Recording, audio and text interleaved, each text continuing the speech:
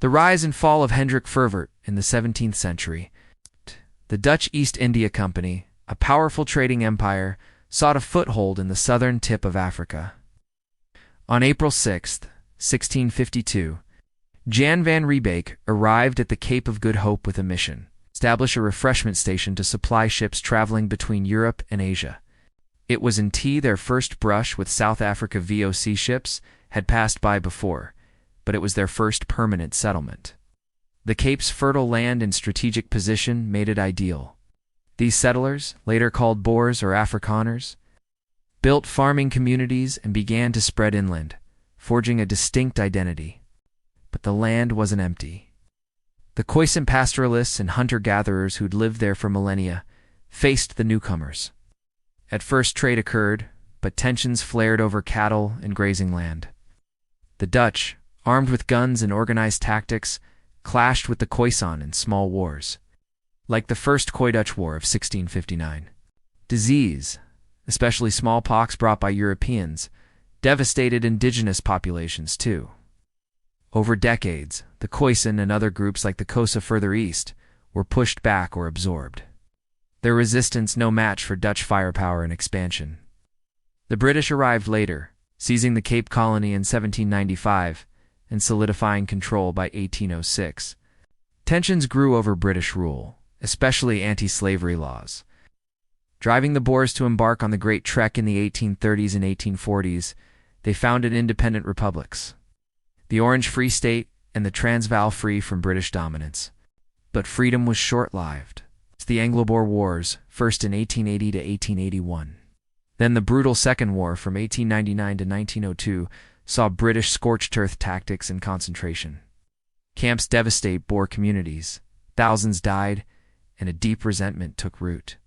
From this pain, Afrikaner nationalism emerged, fueled by Calvinist beliefs, white supremacy, and a vision of the Afrikaners as an oppressed yet chosen people. By the early 20th century, groups like the Broederbond, formed in 1918, and the National Party, founded in 1914, turned this ideology into a political force, framing British rule and black South Africans as existential threats. Entered the 1950s and 60s as South Africa, divided by race, governed by segregation, and shaped by one man: Hendrik Verwoerd, the so-called architect of apartheid. Born in the Netherlands in 1901, Verwoerd immigrated as a child, grew up steeped in Afrikaner culture, and trained as a psychologist before entering politics.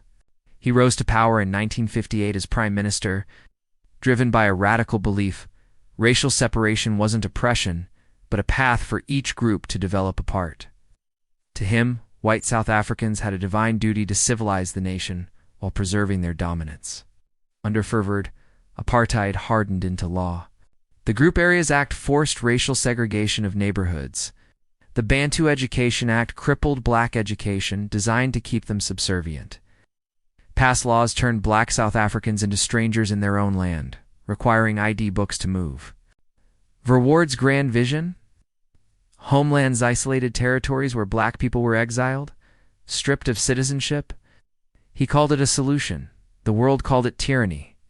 Resistance simmered. The ANC and PAC rallied black South Africans against these injustices.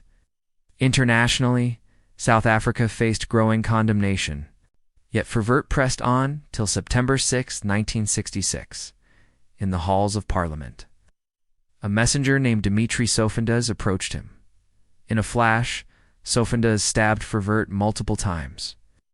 Chaos erupted. Within minutes, the architect of apartheid was dead.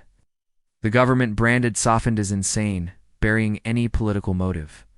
He was never tried, only detained in brutal conditions until his death. But the assassination exposed the system's fragility. Verwoerd's death didn't end. Apartheid, it lingered for decades, but it marked a shift. Cracks widened. International pressure mounted. Resistance grew fiercer.